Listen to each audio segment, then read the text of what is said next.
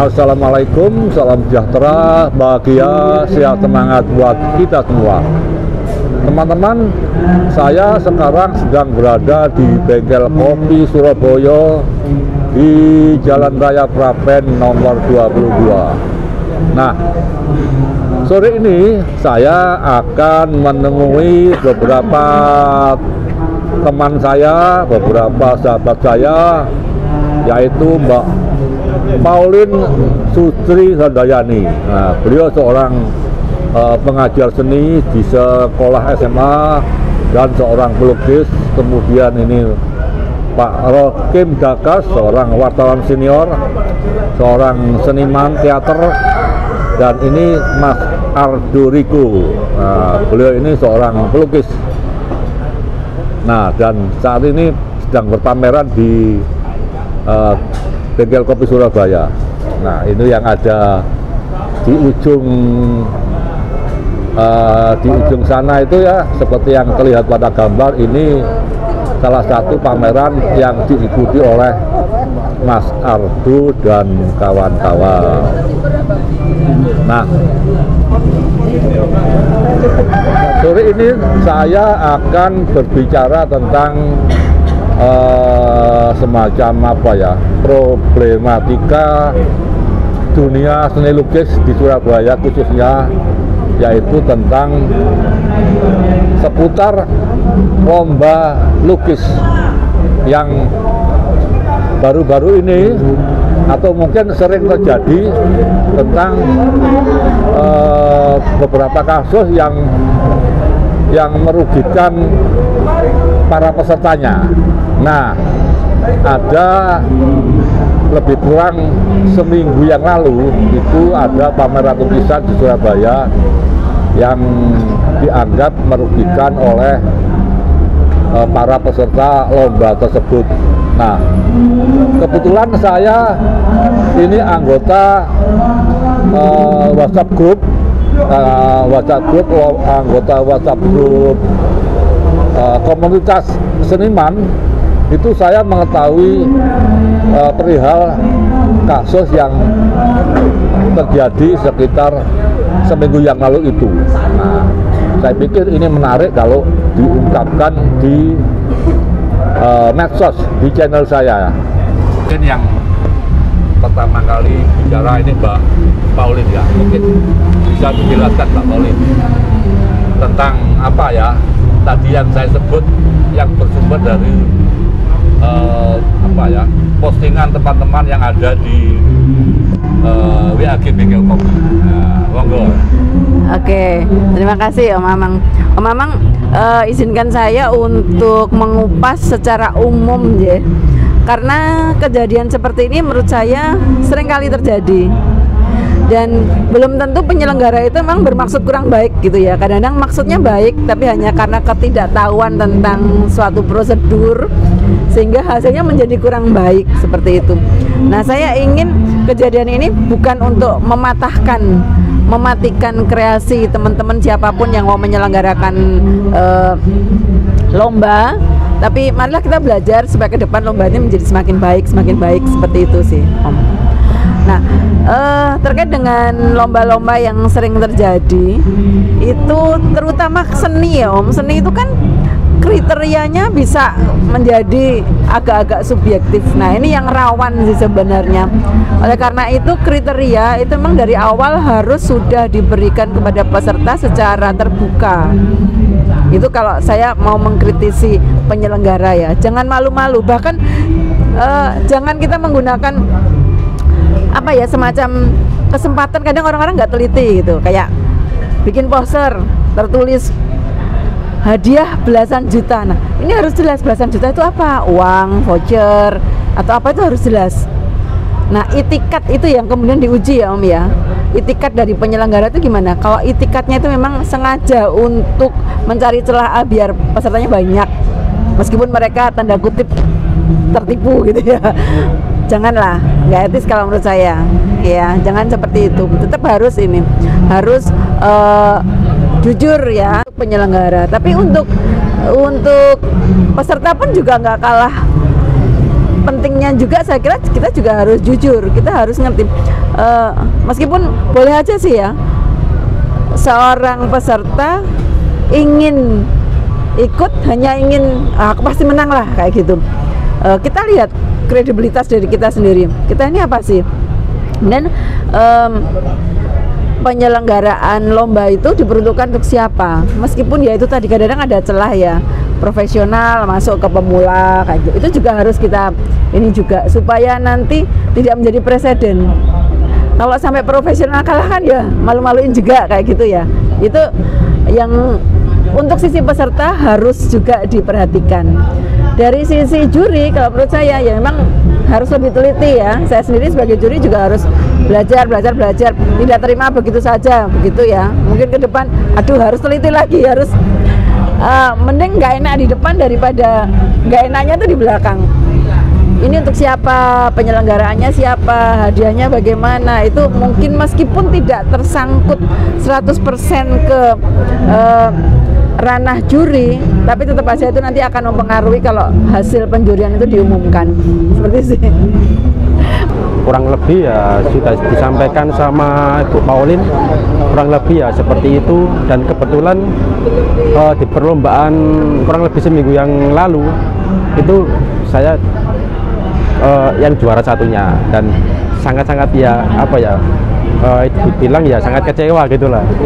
Nah, kalau orang juara kan yang dicari kan hadiahnya pasti lah. Sudah berangan-angan dapat hadiah segini ya, terus habis itu rupanya cuma sekedar voucher, dan vouchernya itu ya dibilang lucu ya lucu, aneh ya aneh gitu ya. Vouchernya kan gini Pak, vouchernya berupa kursus bahasa Inggris. Oke lah, mungkin saya bisa nerima bahasa Inggris ya, mungkin dikasihkan siapa. Dan anehnya dan lucunya itu voucher itu bahasa Inggris, kursus bahasa Inggris di Kota Pare, Kediri sana.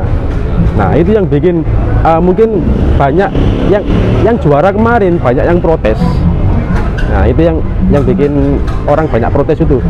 Kalau misalkan itu souvenirnya, hadiahnya di Surabaya, mungkin ya banyak yang menerima gitu.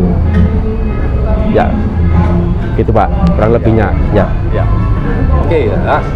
Jadi lomba lukis ya bukan di dalam struktur itu, bukan jadi ketua, tapi ya di tim lah.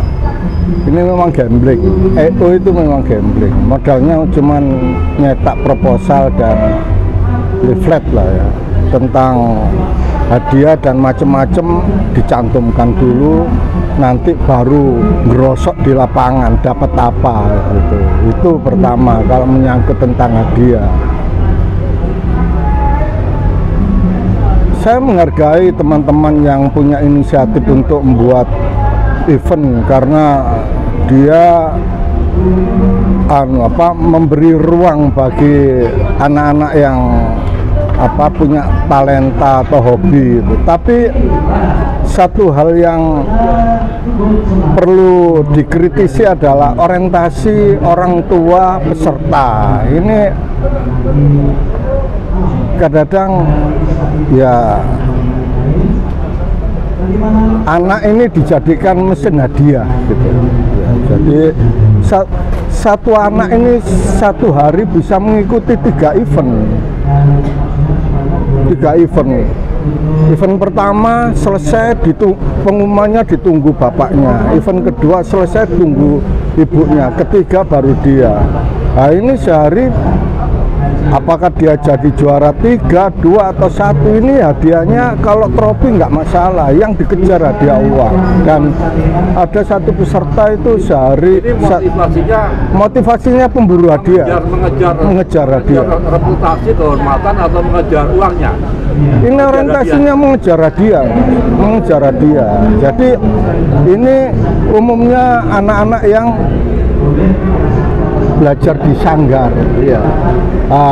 Saya pun pernah jadi juri. Kita bisa ya, karena basic saya juga seni rupa, tahu lah karakteristik kekaryaan anak itu gimana. Kalau sanggar itu ya dari segi komposisi, gradasi dan macam-macam itu kan kentara ya, dan stereotip sama. Kalau ada anak di luar itu yang menunjukkan karakteristik lukisan anak yang imajinasinya bagus, komposisi warnanya memang ya liar gitu, itu kan menarik. Tapi ini sulit menang karena apa? Karena di dalam komposisi juri itu juga ada guru-guru sanggar yang notabene itu adalah orang-orang instansi ya. Penyelenggara ini biasanya memilih komposisi juri itu ada yang dari instansi. Ini yang memang lomba ini jadi karut marut karena memang kalau istilahnya itu rusak sejak dalam pikiran gitu. Nah, saya kira dunia lomba ini ya siapa yang ngontrol gitu, nggak ada yang ngontrol, wong ini pekerjaan. Dan EO kan ya berharap dapat susuan banyak toh, jujur aja kan ya jeripaya kan perlu dihitung, tapi mbok yao gitu, mbok yao ya ngono ya ngono. Pertanyaannya buat Pak Roke, buat Mbak Pauline dan Mas Ardu, nah bagaimana solusi untuk menghadapi kasus macam ini? Ya, mungkin bisa dijelaskan. Solusinya bagaimana? Mungkin Pak Roke bisa menjawab atau Mbak Pauline atau Mas Ardu. Ya ini kembali pada visi misi ya, visi misi. Tentu ada visi misi dan itu harus dilandasi dengan niatan yang benar lah ya. Misinya memang beri ruang bagi anak-anak untuk menemukan tolak ukur keberhasilannya dia berlatih seni rupa. Tanpa ada lomba maka tolak ukur itu tidak bisa diketahui, dan ini baik-baik aja gitu. Tapi visi ke depan ini kan, visi artinya tujuan proyeksi dari program ini kan tentu bagaimana anak-anak ini spiritnya tergugah karena apa yang dia kerjakan itu dinilai secara benar gitu. Kalau penilaiannya ini ada sesuatu yang hidden agenda terselubung, apakah ada kong kali kong antara orang tua peserta dengan juri atau juri dengan panitia atau ini kan jadi rusak ini. Nah, niatan baik ini kan jadi rusak. Korbannya peserta gitu, korbannya peserta. Dan satu pertanyaan yang dari dulu saya mengusik pikiran saya, banyak pemenang-pemenang lomba itu kalau kita ikuti 10-15 tahun ke depan kok nggak ada yang jadi pelukis. Oke, saya kira saya setuju ya dengan apa yang disampaikan oleh Mas Rokim. Visi misi ya, yang akhirnya nanti dari visi misi ini akan lahirlah konsep. Nah, konsep ini saya kira yang harus jadi kesepakatan di awal ya. Konsep. Saya kira dalam setiap lomba pasti kita memberi ruang untuk berkembangnya peserta. Jadi bukan sudah selesai sudah, siapa tahu dari lomba itu bisa lebih menginspirasi peserta dan memotivasi mereka untuk terus belajar. Itu harus jadi poin juga. Tapi sekali lagi itu harus di awal sih. Nggak bisa seorang anak itu dipertandingkan dengan orang yang bukan kelasnya. Jadi saya kira kategori-kategori itu juga harus diperhatikan sekali. Ini sangat berpengaruh banget, terutama sekali di seni ya.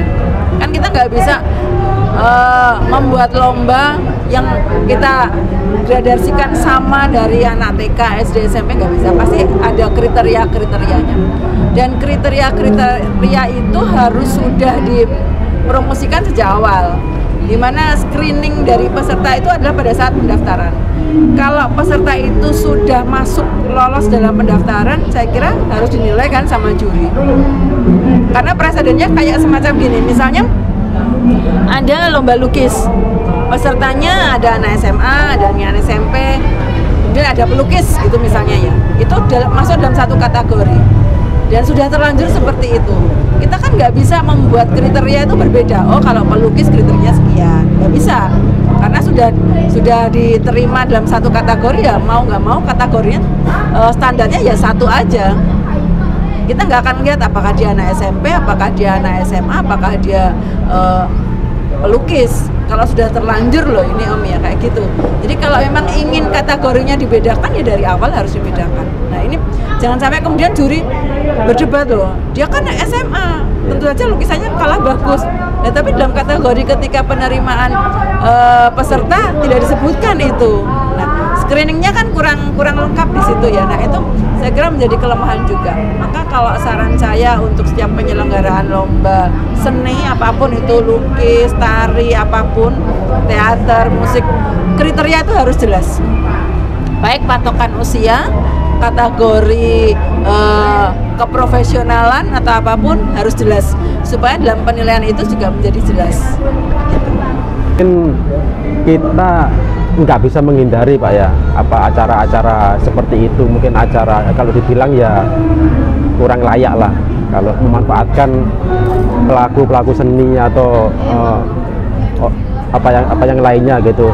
Cuma sebagai orang yang mau mengikuti suatu perlombaan atau kompetisi harus lebih waspada, cari info hadiahnya ini berupa apa, bener-bener uang atau apa kalau dicari hadiahnya gitu. Tapi terlepas dari itu semua, kalau kita kan nggak bisa, kalau nggak ada kompetisi kita juga nggak bisa mengukur kemampuan kita juga gitu. Berarti pesan saya sih sebagai peserta apapun lombanya kita harus berhati-hati aja, waspada, mempertanyakan kalau bisa hadiahnya itu emang berupa gini atau souvenir atau apa gitu aja Pak. Ya cukup dari saya Pak. Demikianlah teman-teman bincang-bincang saya sore ini dengan Mbak Pauline Susi Handayani, Pak Rokim Dakas dan Mas Ardo Riko. Semoga perbincangan sore ini bermanfaat buat kita semua. Wassalamualaikum, salam sejahtera, bahagia, sehat, semangat buat kita semua.